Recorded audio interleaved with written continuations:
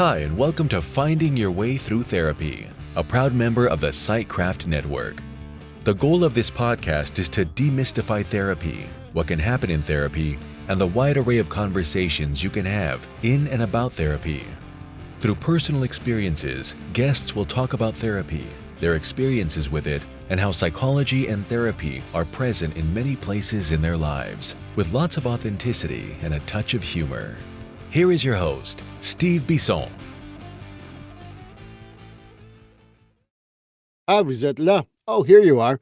Welcome to episode 176 of Finding Your Way Through Therapy. If you haven't listened to episode 175, it was a great one with Kyle Goodnight.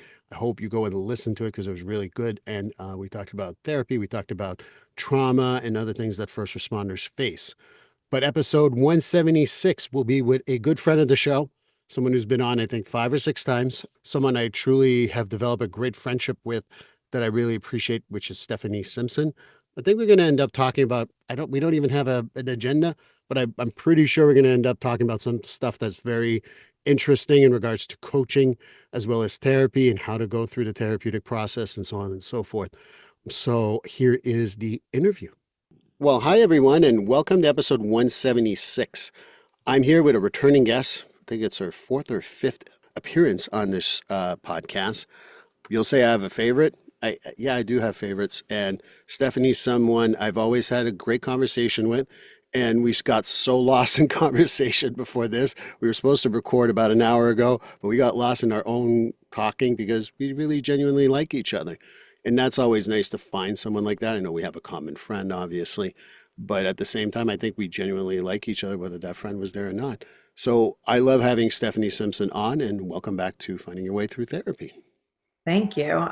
This has been on my calendar for a little while, and I've been very excited to come back. And I second all of that. Just the connection that we have forged over the last, I think it's like been 2 years now, has been really wonderful. And you've been a support in more ways than you realize sometimes. So I just thank you and appreciate you, and appreciate our mutual friend, who is also very wonderful. Well, I think that the other part too is I'm already plugging stuff for you. Go to her Instagram account. There's a lot of stuff that she writes is very authentic and real, and I really appreciate it. And it's open. A lot of people can food for thought. I think we all need that.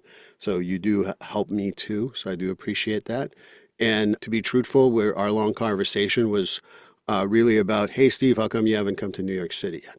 So I just have to push that agenda a little harder, and I'm going to make time to go see Stephanie.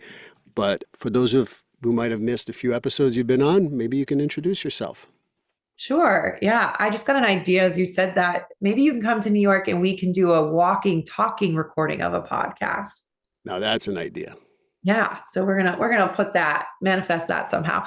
But yeah, so I am based in New York City, and I am a coach and a consultant, and I work with people in a variety of different ways. So one of the things that I think I've kind of distilled it all down to is really holding spaces so people feel comfortable and safe to go deeper into themselves and understanding who they are, so that they can connect with other people and the world around them in more meaningful ways. And that, thinking about what's really important to me. I know briefly we talked a little bit about values beforehand before we started recording, and like authenticity is one of my values, and connection, and really helping others to understand what that means for them, whether those don't need to be their values, but how can they be more authentic.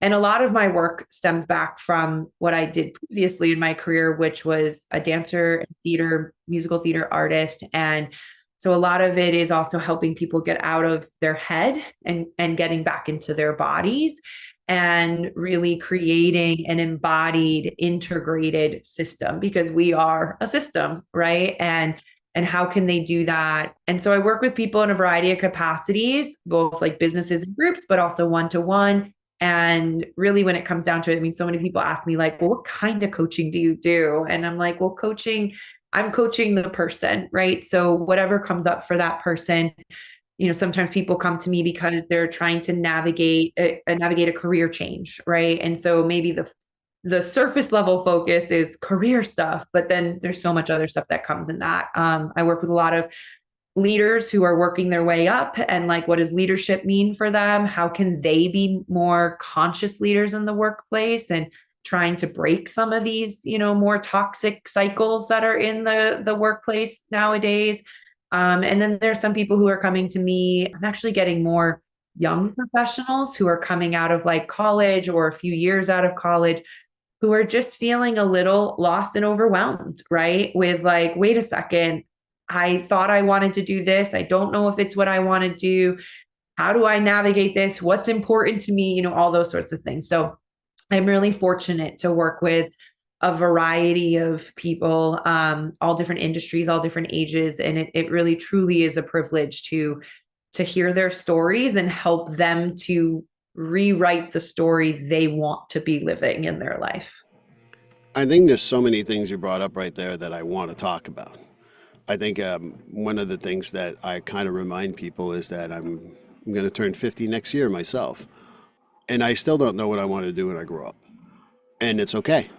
If you think that the plan was ever to do a podcast, that wasn't the plan. It just happened to happen.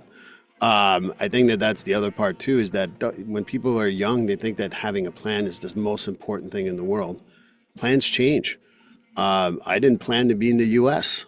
I didn't plan to speak in English. I didn't plan most of the stuff that happened to me. I'm not regretting any of that. But when I took ownership and leadership of my own life and not listen to other people what I need to do, that's part of having a good leader. I look at my mentor who's been on the podcast before, Dennis Sweeney, who really has helped me just say, Steve, is that what you want? Doesn't matter what other people want. Do you want that? So that really goes far. You know what I really love that you just said there is like, and is so important and in talking to people, is that it's about learning more about who you are and what you want, right? And yet so many times we're like, tell me what to do. What am I supposed to do next, right? And I really try to educate people, clients, students of mine, things like that, of like the different, I say the forms of help spectrum, whereas like understand what type of help you need, and where coaching comes in to play a lot of times is I'm not going to tell someone what to do. That's not my job as a coach. And anyone listening, if you're working with a coach who's telling you what to do, they're not a coach. They're not coaching. I just very much Absolutely not. Exactly. Because coaching is all about listening to someone, asking questions that help them to go deeper into themselves. So exactly what you said, they can take leadership and ownership of their own actions in life, right? And mentors, and this is where sometimes like the coaching mentorship can get blurry, right? Is like mentors sometimes do offer advice, though I always tell people, just remember that the advice they're giving is going through their own lens and like what worked for them and how they did it, or what didn't work for them. And maybe they're annoyed by that, or there's a fear, or there's that. And that's not necessarily your fear, right? So you need to know how to listen and go, what did I hear that I can then use and work it into my life in an authentic way, right? And not every piece of advice you get should you be taking, because what works for one person might not work for another person. And then therapy, like I tell people, coaching is very therapeutic, but I'm not a therapist.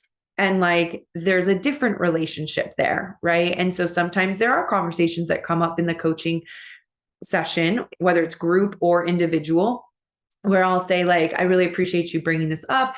This sounds like something that needs to be talked with more of a therapist who has a different expertise, right? And then a consultant being somebody who is more directive, right? They are somebody who is an expert in a certain area. And I also do that. So like, if a company is like, we need to put together a leadership development program or a stress management program or a burnout prevention program, I may consult on what the best practices of those are, though I will always have coaching as part of that, because if we're just telling people what to do all the time, that's not actually getting them involved, and it's not an embodied experience. And then that's not going to create any change for those individuals or the system as a whole. Again, a therapist is way different than a coach. And I'm going to remind everyone, because this is so important, because I've asked a lot of people have asked me, hey, what about coaching? Can I get into a real coaching program? Don't do this $99 thing on Groupon and think that that's a coaching program. Do the real thing. And then you talk about mentorship. Mentorship is so different than coaching in some ways, because a mentor is just there to listen to you, not even guide you, but say, okay, well, what are you getting from this and that and the other thing, and get you to make decisions for yourself. And then with therapists, sometimes it's looking at the past and how it affects you and what's doing. And coaching is a lot more about action plans and goal setting and all that. Not telling people what to do, but goal setting. And there's a huge difference between all those three. And like uncovering, like, so because I look at it from a holistic perspective, it's a nice little cycle. So I said, I'm a dancer, and spoiler alert, our mutual friend is also a dancer, which is why we all love each other so much. But is thinking about like how, when we think about the creative process, we have a question. We usually start, at least the way I was taught. There's a question. There's something that I'm trying to figure out. Like this summer, I went up to Vermont for 10 days with a group of collaborators and did a dance residency. And this is the third year that we were doing. Actually, you would really love what we were working on, is because we were talking about identity, and we were all looking at identity from different ways. One person was really looking at it from internal family systems, so IFS. I, at the time, was really looking at like our emotions and how our emotions can kind of shift identity at times, and what's our relationship with emotions. One person was looking at grief. One person was looking at like these archetypes, and specifically like the archetype of the witch, which I feel like I am part of that coven and witchiness. So it was just really fun to explore that. So we come into the space and we're like, okay, here's the thing we want to explore. And we lead with curiosity. So I think that's also a really big thing when you talked about plans, right? If we are not allowing ourselves to be open to curiosity and like, then we're going to get stuck, right? And especially if that plan is not going the way that we want it to go, we're then continuously controlling it and being like, wait a second, what if I released and got curious about what's around us, right? What could I find? What little treasures are here? And in the coaching process, it's the same thing. Someone's coming to me with like usually a specific problem, right? They're coming with the problem. They do. And it's like, great, awesome. Let's talk about what's underneath this problem, right? Like this surface, because there's always something underneath. And let's lean into that curiosity, because if we can create a new awareness, then we can get clarity on how are we seeing it, right? What's our lens? What's our perspective? And if we can then shift that perspective, right? If the perspective is I always call it like a debilitating perspective, it's holding us back, then what do we need to do to shift that to help move you forward? I try not to use things like negative and positive, but like what's holding you back and what could actually help to move you forward, or actually just release a little bit. And now with this new perspective, what's possible? And so what action step can you take from here? Right. And then with taking that action, now you're actually taking aligned action. You then learn something new, right? So once you took that action, then we go, okay, what did we learn from that? So going back to the dance metaphor, like, okay, so we're going to do this improvisation score. We're going to film it. Then we're going to watch it and go, what do we see here? What really steps out? What are we like? Ooh, that's interesting. Now let's dive deeper into that. So now we go even further. What do we know now? Well, now we have a new awareness, right? And we just keep doing this process where we zoom in and then we zoom out. Because if you're always zoomed in, you're not going to see the things around you. But if you're always zoomed out, then you're not actually like doing the work. Sometimes you're kind of so far on the outside that you might not be making forward progress. Well, I think zooming out makes it more of a persona rather than who you are, because that further lens is great and that's what people look like and this and that. I believe in doing both. Like you said, zoom in and zoom out can be both helpful, but you got to do kind of that dance. And no pun intended. Number two, I did follow a little bit, and I can't remember where it was on your Instagram, and I followed you a little bit while you were in Vermont, and it was really cool to watch. And yeah, I was curious when you were talking, like in your stories in particular. I was like, wonder what they're doing.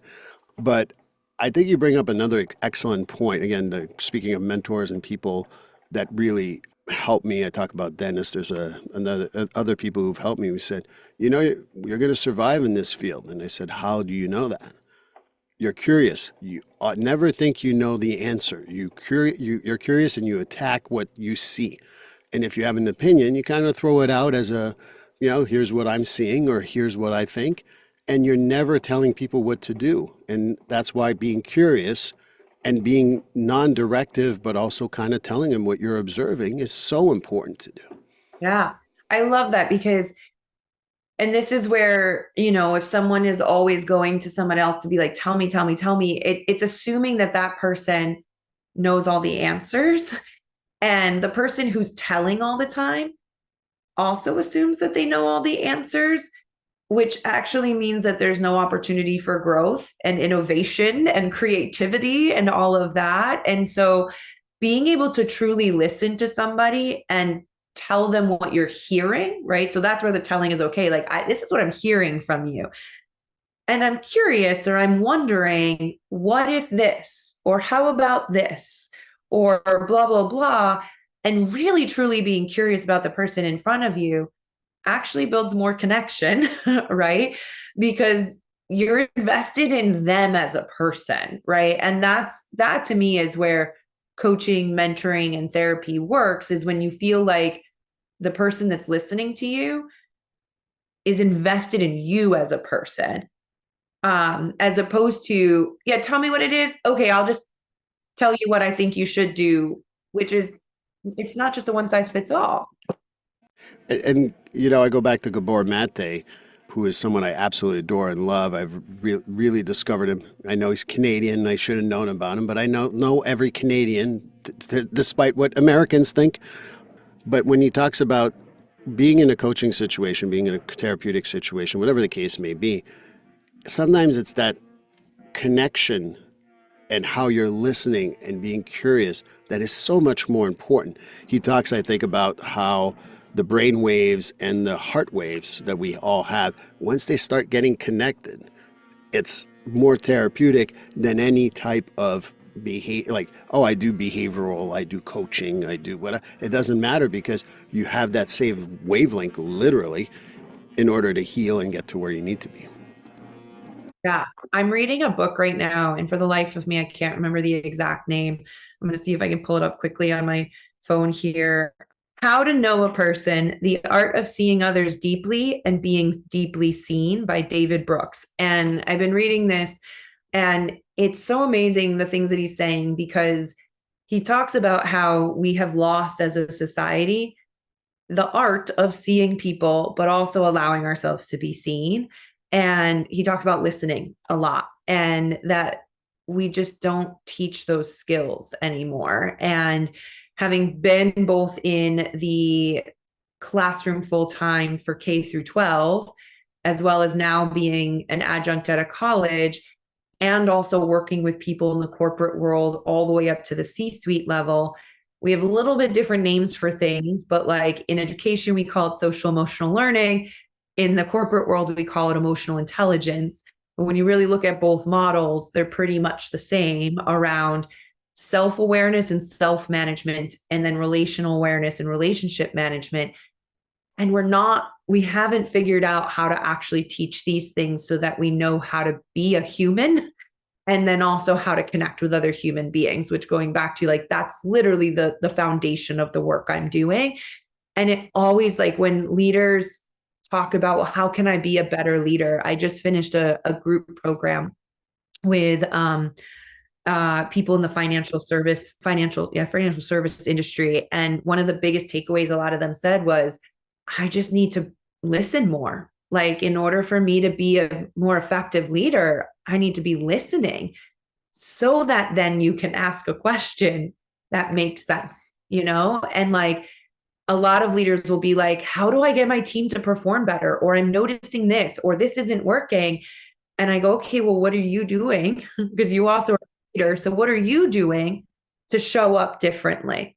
Well, they need to do this. They need to do this. They need to do this. And I'm like, okay, how can we make this a both and, right? Like, how can we make this a partnership? Yes, let's do some group stuff. and let's do some one-on-one, you and I, to figure things out. And literally, like, especially with this group, they were like, I need to listen more. I need to listen. I need to ask more questions. And then on the other end, managing up, because a lot of times I'm coaching people how to manage up, is also being able to set that relationship where you're asking your manager for time in which you can share and ask questions and listen to them. And sometimes it's modeling so that they then can go, oh, maybe this is what I should be doing, right? But it really does. It really comes down to how are we listening, and not listening to talk, as I'm sure some people will know this saying, but it's not listening to them be able to talk. It's listening to understand and to be curious to go further, right? So, yeah. Well, and going back to what we started off with in our long conversation before this, I think that's why me and you get along so well. I think we're active listeners. We want to hear what the other person has to say, and we're there to be authentic with them. I think that the other part too that's missing is when you are in the C-suite, you don't get to be as authentic, and you don't, so that way you don't listen. And I don't work as much as you do probably with the C-suite people, but I do have a few. And that's kind of what we have as a conversation about leadership. Leadership is about, I know this is not working. Why is it not working? Not who's to blame, what needs to change. Why is it not working? Being curious about that. I think that sometimes that's where people miss the mark in the leadership world, in my opinion. I agree. Yes. And I will say, was it last year? Almost a year. No, it was earlier in March. I was at South by Southwest EDU, and there was a panel around, like, basically, how are we redefining leadership, or how do we redefine educating the workforce through leadership? And there was like the head of talent development from Google, and like the head of HR from something else, some big name people. And honestly, what the big takeaway is that leadership nowadays is no longer about being the expert and having to have all the answers. An effective leader nowadays is learning how to listen and ask the most effective questions. Correct. Because, like you said, going back to the whole plan thing, you can have the most clearly laid out plan. And they were talking about how, and I forget the exact example case study, but there was this laid out plan of how X amount of X, Y, and Z was going to happen. Let's just say it was the travel industry, right? And they're like, okay, 2020, here's what we're going to do, blah, blah, blah. And then what happens? COVID happens, no one can travel, right? So you can have the most best plan, best strategy, all of that sort of stuff, and shit still happens. And now you need to know how to navigate that. You need to know how to be flexible, how to dance, how to do whatever. And a good leader goes, okay, I mean, this is where maybe they do take a step back and zoom out and go, what are the questions we need to be asking? Who are the people that have those answers? Right. I need to have all the answers to be an effective leader, but who does have the answers, and how do we get them involved? and then putting together a team, right? And then trusting that the people you bring onto your team, trusting them and allowing them to do the work that they can do, which is the other interesting thing about this group that I was coaching, is a lot of them are just in that next stage of moving to another level in leadership. And we're having it's a very big pain point for a lot of people of like, I need to have more space in my calendar to be able to do more of the strategic, innovative, high picture thinking, but I don't have it because I'm still stuck in the minutia, day-to-day, blah, blah, blah. And I'll say, okay, well, on your team, who can do that? Well, I mean, this person might, blah, blah, blah. I'm like, okay, so how do you delegate that? Well, I mean, and then I said, what do you think is getting in the way of you really being able to delegate? And what was getting in the way for many of them was it's really hard to let go, right? And it's really hard to trust people. And so I'm like, well, then this is more about you figuring out how to let go than it is. I mean, yes, it's work overload, but if you are developing your team and, and making them confident in the work that they're doing, then you have to trust that you did a good job doing that and allow them to go off so that you can do some of these other things. That at the end of the day, at some point, if this is a repeated thing, you have to stop and go, well, where am I getting in my own way?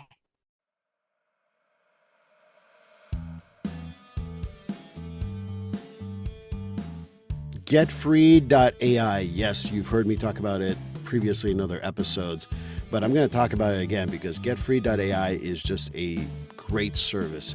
Imagine being able to pay attention to your clients all the time instead of writing notes and making sure that the note's going to sound good and how are you going to write that note and things like that.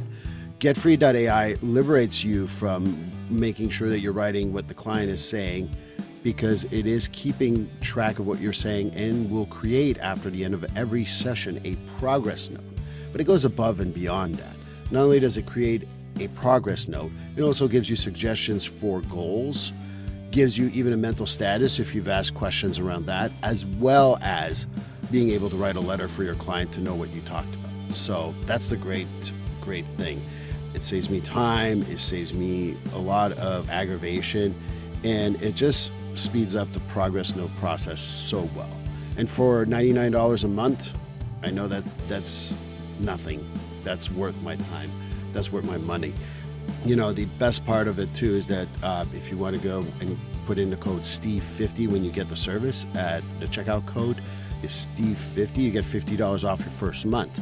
And if you get a whole year, you save a whole 10% for the whole year. So again, Steve50 at checkout for getfree.ai will give you $50 off for the first month. And like I said, get a full year, get 10% off, get freed from writing notes, get freed from always scribbling while you're talking to a client, and just paying attention to your client so they win out, you win out, everybody wins. And I think that this is the greatest thing. And if you're up to a point where you got to change the treatment plan, well, the goals are generated for you. So getfree.ai, code Steve50 to save $50 on your first month. Right. And I think there's so many things that you said are absolute. Where am I getting my own way? The case example, I don't know what they were using, but I think about BlackBerry, who had all of the market share of the smartphones for so long. And their plan was, we'll keep on doing the same thing. Well, what did Apple do? What did Android do? And what was that, Samsung and other places? They evolved and they accepted. They went a longer lens, what do people want, and then they went back inside. You know, and I don't know if that was the case study, but BlackBerry could have been the biggest, and I know they're a Canadian company. They could have been the biggest smartphones in the world, and they sat on their laurels. They weren't able to be curious. They weren't able to do all those things that you just talked about and trust and letting go. Then they just stayed stuck. And nowadays, who has a BlackBerry? I mean, even my friend who had a BlackBerry until about 2 years ago, he finally broke down and got an Android recently. So I think that that's part of it. You know, there's a lot of things I wrote down while you were talking too. You know, being the letting go of the trust and all that. One of the things of one of the C-suite people I work with, it wasn't my intervention, it was his. He's like, I don't like being the smartest person in the room. I don't want to be the smartest person. I want other people with smarts to help me.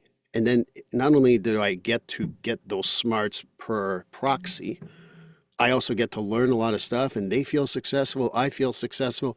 And I'm like, wow, that's a great thought process. That I think that once you trust other people, you let go of control, and you don't need to be the smartest person in the room, that just elevates your company so much better. Yeah, well, that word control right there. I mean, like, that's such a, I mean, as human beings, right? Like, we just want to control things. And I assume, I mean, talking from an I perspective, it's because of fear, right? And so I wonder if, you know, people in like the higher positions, there's this fear of, I'm at this high position, I should know everything. And I'm afraid that if I tell people that I don't know everything, that I don't know, like X, Y, and Z will happen. They won't trust me. They want all this. And yet at the same time, actually being an authentic leader and having that vulnerability of like, I don't know everything. And I trust me in getting the people that do know the things that I don't know to come in. That's only going to help all of us, is like you just said. It takes a lot of courage, I guess I would say, to be able to let go of that control. But as I literally have learned this summer physically in my body, is that the more that we control things, we get injured. So, I mean, what I'm referring to is, as I was saying earlier, is I'm training for the October marathon, and I'm not October 13th, there's a marathon in Chicago. Not sure when this will come out, but either before that or after that, hopefully I will be at the starting line. But I got injured on week like 5 or 6. And the more that I learned about it, well, in my own life, I was like, wait, this is the thing that I always had control over. And I literally would use it with clients where I was like, running is the thing that I have control over, because I get to decide when I go out to run. I get to decide how much I want to run. I get to decide how fast, all of that. Part of that is somewhat not true anymore, because I hired a run coach because I was like, I need help. So yes, coaches hire coaches. And I was like, I need help. I'm not an expert in running. So let me hire someone who is an expert in running and can help me get better. Right. So full in support, Coach Ned, you're great. And then this thing got taken away from me. And I had a friend tell me, I wasn't ready to hear it at the time, I will say this. And she was like, well, I think this is the universe telling you that like you still need to let go of control. And I was like, no, I need this.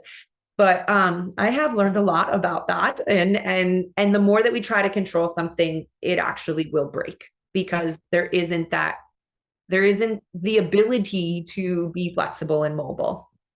I go back to, I can't remember if it's someone in the Buddhist world, so I don't want to misquote who said it, saying trying to get control over your life is trying to grasp at water and try to hold it in your hand. And, as much as I'm a practicing Buddhist, I struggle also, just like you, about letting go of control and letting things be what they are. But it really is what you talk about running, when we had the pre-interview conversation. To me, running when I ran was, I didn't worry at the time about my business, the other problems in my life, or, I was going through difficult relation with my now ex-wife, or how it's going to affect the kids. I was running. There was nothing else in the world. It was just running. And not people say they do it for the runner's high and all that. I did it so I can clear my mind. And it was my me time, so to speak. I didn't feel like I was competing with anybody but myself.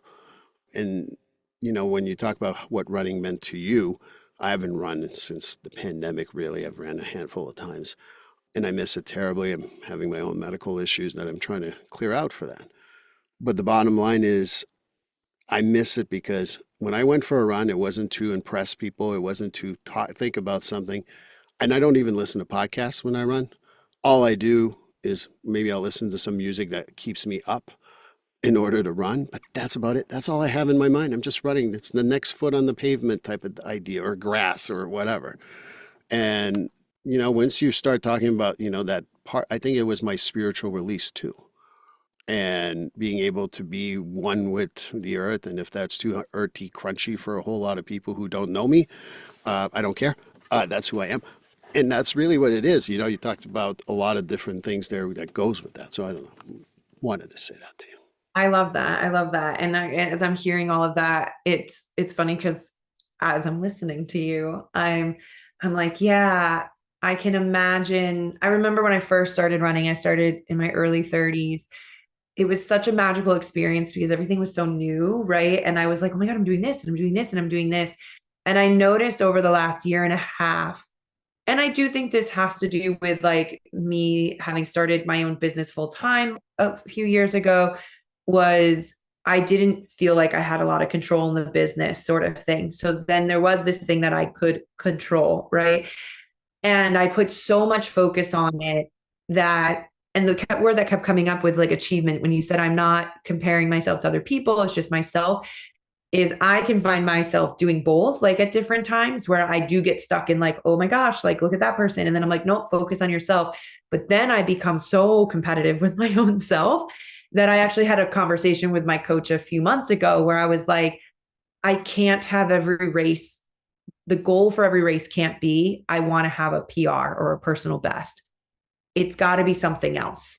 It's got to be that like, I'm running this race in a smarter way, or I'm running this race in a way that I feel good the entire race and I don't like bottom out somewhere, because I caught myself and I was like, if I continue to be like, I have to have a better time every single point, it won't be the thing that was the way you were describing it anymore. It won't be this release. It won't be this spiritual thing. It won't be fun. It won't, Right. it will be literally me prancing through Central Park. Like it won't be that. It'll be this thing that I have to control and I have to, and all of that. And I'm learning a lot right now as I'm listening and talking to myself in preparation for Chicago, is that physically I'm probably fine, right? Like I've been doing a lot of different therapies to get myself there. And I say probably because who knows that anything can happen. But I've noticed in the last couple of weeks that it's the mental and the emotional part and the attachment to what I wanted this race to be, and thinking it's not that anymore, and going, wait a second, you're still going to get there. You're still going to race. Like, don't be attached to this expectation, and don't, and I lost control of it. Right. And so it's, again, the letting go.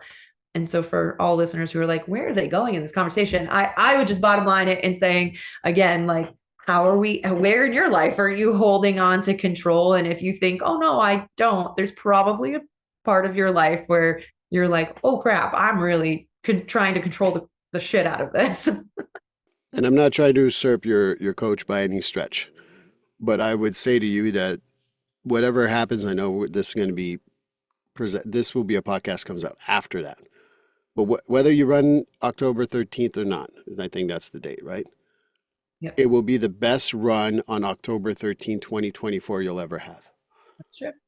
And instead of being attached to having a PR or personal best, or this got to be the best marathon, I'm going to, I feel like I'm coaching you now, because I've, and again, I may be breaking a wall here. You can kick my butt later on.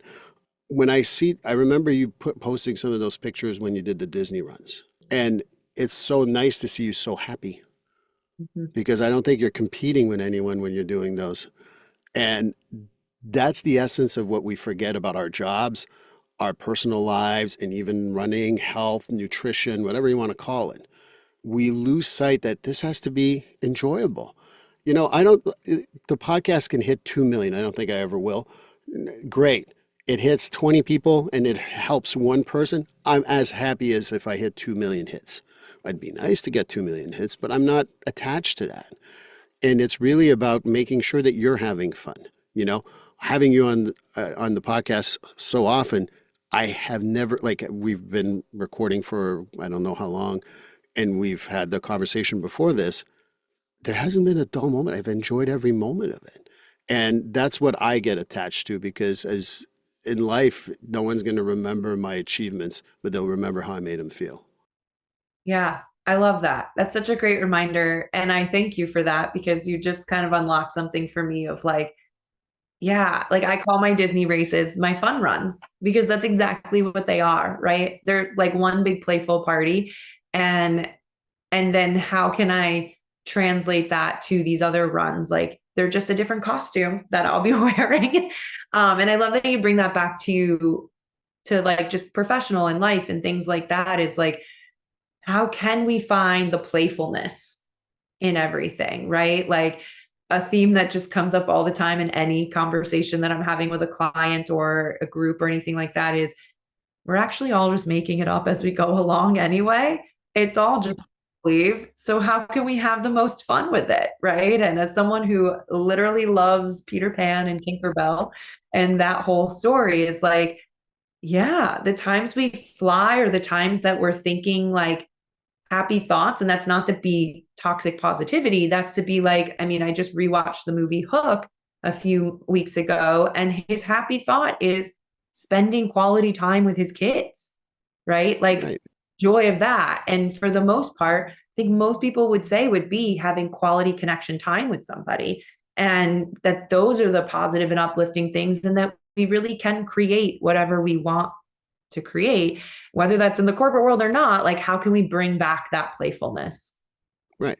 I mean, you can be a business person like you are and like I am, do the business part, but also have fun with it, so to speak. And it's not that you're not taking it seriously, but in fact, it's because it makes it more enjoyable for people to hear. And when you're running for your Disney, the marathon in Chicago, or whatever, why can't it be fun? Yeah. No one's gonna like. I don't think anyone's gonna remember my revenue. No one's gonna remember if I came up with a theory or not. But they're gonna certainly remember, like, well, at least Steve was entertaining. Yeah. Yeah. And like you said, between the numbers thing, like the impact that I think we both like have a similar thing is the impact is like, how am I unlocking something for somebody, or how am I connecting with that person? And even if it is, that one person is a big deal, right? Like that's a big deal for that one person and for the next person that they meet and all of that, and really thinking about it in that way as well. Yeah, I was trying to like think in my head, like this idea of being, why do we have to be so serious? Like, let's have like the play and the fun. And I was like, how can we be more serious about being playful and fun? Like that's the thing that we prioritize. And I mean, I could go on a whole thing around how there's so much research around the fact that the way we grow and how we learn is through play. Right. So like if we're not accessing that, then we're actually not learning and growing and all of that either. So And then, talking about dancing, talking about being creative, that's how we learn. And I think it goes back to a little bit of your roots. And obviously, that plays a huge factor. Some of my therapy clients, sometimes they come in and we talk about, men like to talk about hockey. Sometimes with women, we're just talking about shooting the shit, so to speak. And sometimes they'll be like, is that really therapy? I said, do you feel connected to me? Yeah, I feel I can tell you anything. That's why it's therapy. And sometimes we get too precious about, oh, what CBT technique or IBF technique or whatever the hell it is. How about the technique of connecting? And if you can bring that in your life everywhere, and we talked, pre-interview too, we didn't get there, but connecting with your spirituality, connecting with your body, connecting with your mental health is so important to make the trinity of, what was the word you used? Wellness? yeah, yeah.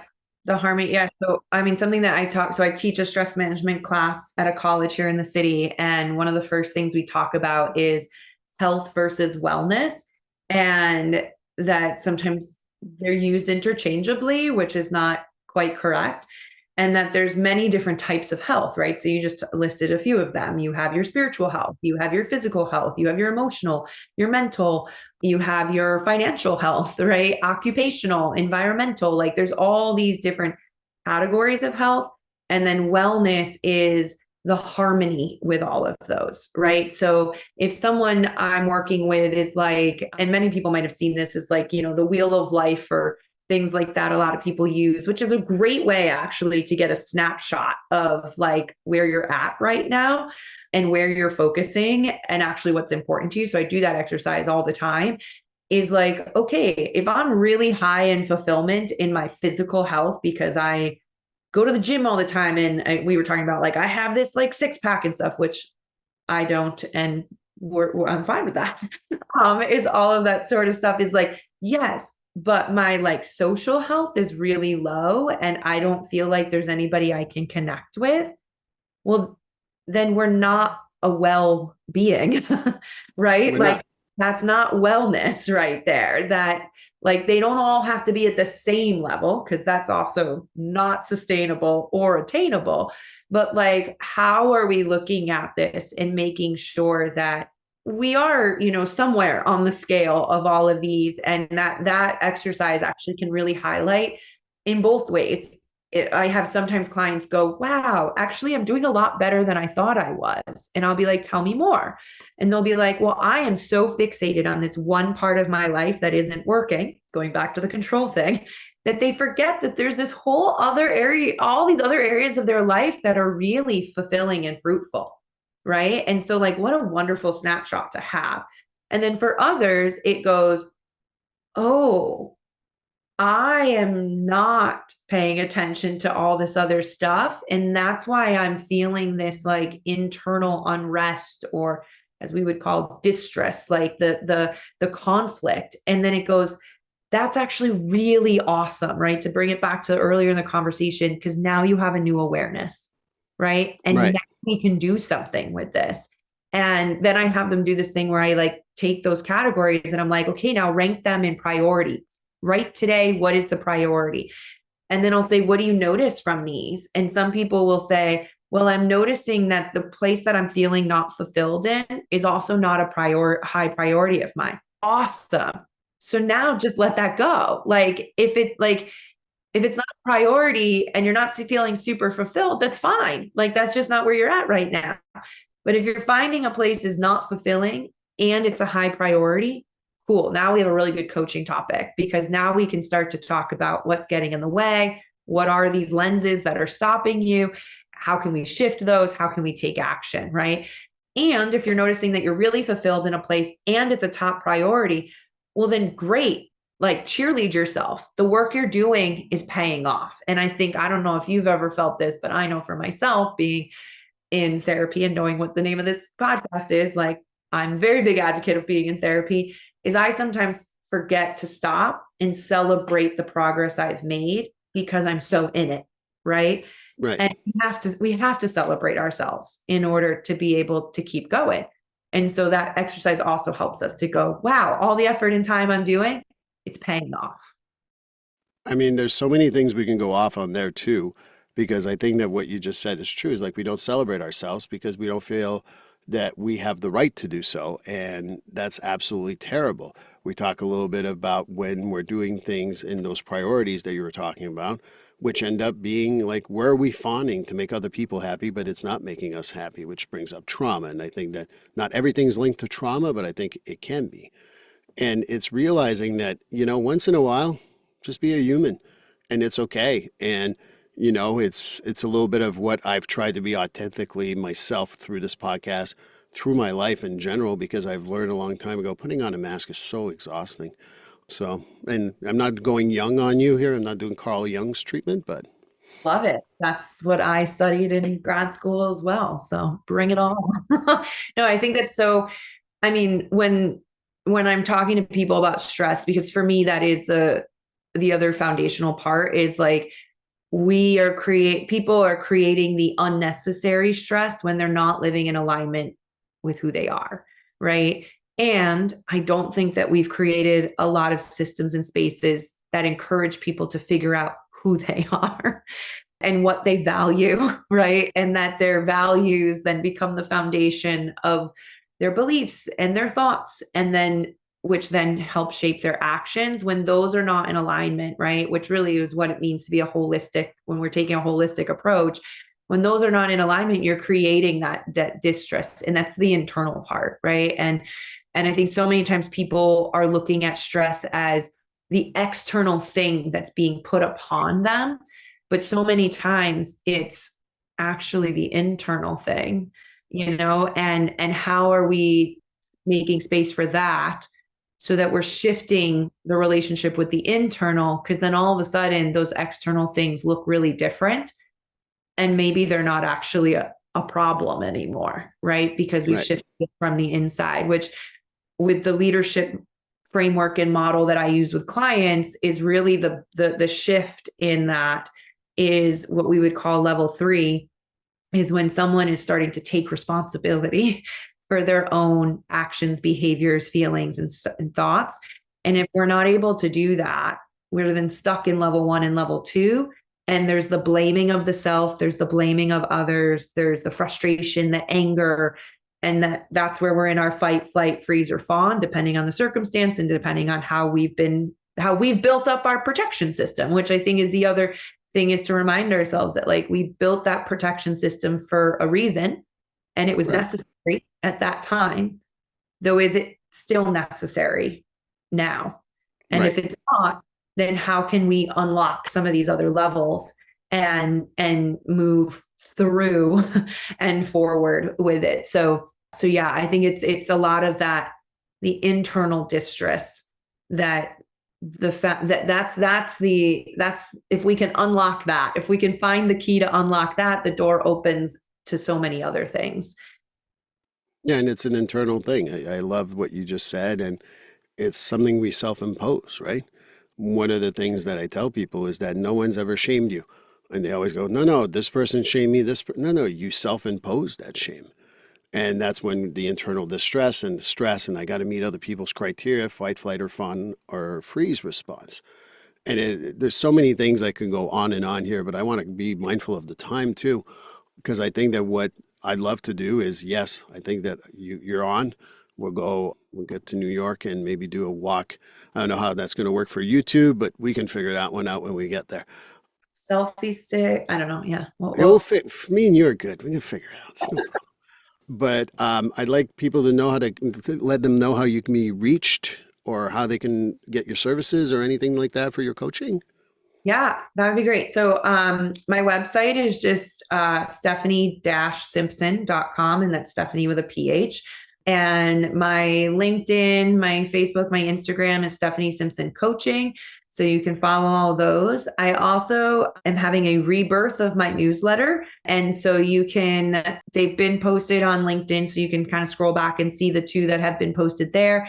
You can also go to my website and there's a place to just kind of throw your email in to subscribe, and then you'll get those.